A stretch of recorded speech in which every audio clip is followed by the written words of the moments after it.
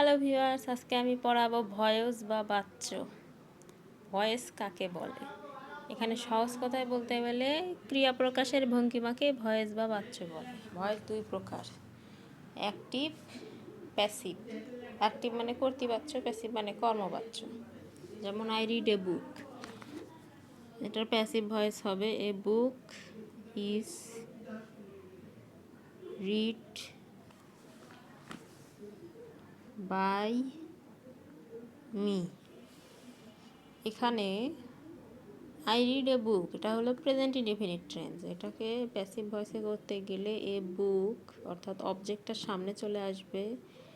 Read যেহেতু একটা verb, present indefinite tense, এখানে স্ট্রাকচার অনুযায়ী এম ইজ আর বসবে। এ বুকের সাথে এমও যায় না, আরও যায় না, ইজ যায়, যে কারণে এখানে ইজ বসছে। তারপরে রিড আর তারপরে বাই যুক্ত হবে। তারপরে এই যে আয়ের পসেসিভ ফর্ম হচ্ছে মি, মি বসবে। তাহলে প্যাসিভ ফর্ম কি হলো? A book is read by me.